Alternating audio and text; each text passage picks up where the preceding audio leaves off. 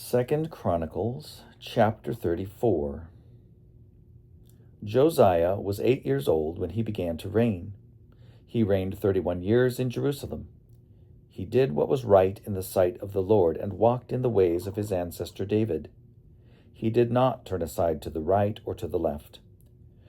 For in the 8th year of his reign, while he was still a boy, he began to seek the God of his ancestor David. And in the 12th year he began to cleanse Judah and Jerusalem of the high places, the sacred poles, and the carved and the cast images. In his presence they pulled down the altars of the Baals. He demolished the incense altars that stood above them. He broke down the sacred poles and the carved and the cast images. He made dust of them and scattered it over the graves of those who had sacrificed to them. He also burned the bones of the priests on their altars and cleansed Judah and Jerusalem. In the towns of Manasseh, Ephraim, and Simeon, and as far as Naphtali, in their ruins all around, he broke down the altars, beat the sacred poles and the images into powder, and demolished all the incense altars throughout all the land of Israel. Then he returned to Jerusalem. In the 18th year of his reign, when he had cleansed the land and the house, he sent Shaphan, son of Azaliah, Maaseiah, the governor of the city, and Joah, son of Joahaz, the recorder, to repair the house of the Lord his God. They came to the high priest Hilkiah and delivered the silver that had been brought into the house of God, which the Levites, the keepers of the threshold, had collected from Manasseh and Ephraim, and from all the remnant of Israel, and from all Judah and Benjamin, and from the inhabitants of Jerusalem. They delivered it to the workers who had the oversight of the house of the Lord, and the workers who were working in the house of the Lord gave it for repairing and restoring the house. They gave it to the carpenters and the builders to buy quarried stone, and timber for binders, and beams for the building that the kings of Judah had let go to ruin. For the buildings that the kings of Judah had let go to ruin. The people did the work faithfully. Over them were appointed the Levites, Jahath and Obadiah, of the sons of Merari, along with Zechariah and Meshullam, of the sons of the Kohathites, to have oversight.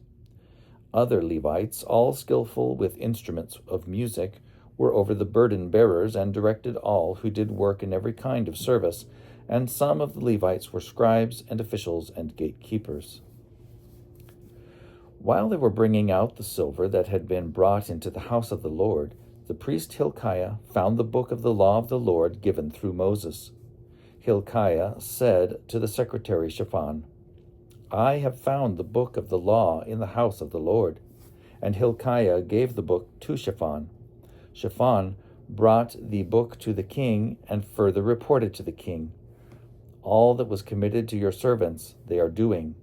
They have emptied out the silver that was found in the house of the Lord and have delivered it into the hand of the overseers and the workers." The secretary Shaphan informed the king, "The priest Hilkiah has given me a book." Shaphan then read it aloud to the king. When the king heard the words of the law, he tore his clothes.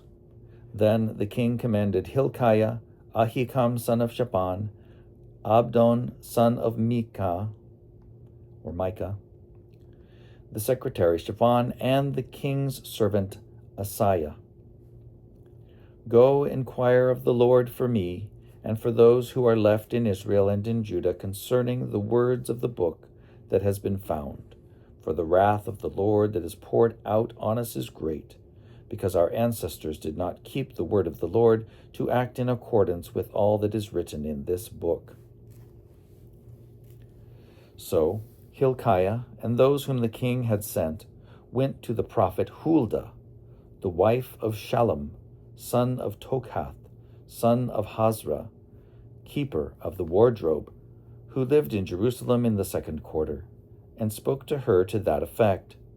She declared to them, "Thus says the Lord, the God of Israel, tell the man who sent you to me, thus says the Lord, I will indeed bring disaster upon this place and upon its inhabitants, all the curses that are written in the book that was read before the king of Judah, because they have forsaken me and have made offerings to other gods, so that they have provoked me to anger with all the works of their hands. My wrath will be poured out on this place and will not be quenched.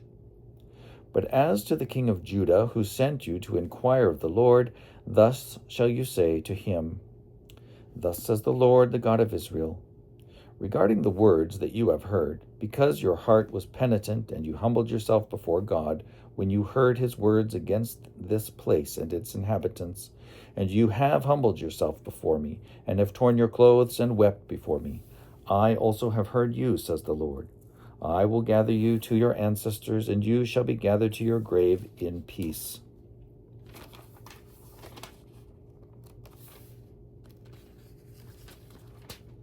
Your eyes shall not see all the disaster that I will bring on this place and its inhabitants. They took the message back to the king. Then the king sent word and gathered together all the elders of Judah and Jerusalem. The king went up to the house of the Lord with all the people of Judah, the inhabitants of Jerusalem, the priests and the Levites, all the people, both great and small. He read in their hearing all the words of the book of the covenant that had been found in the house of the Lord.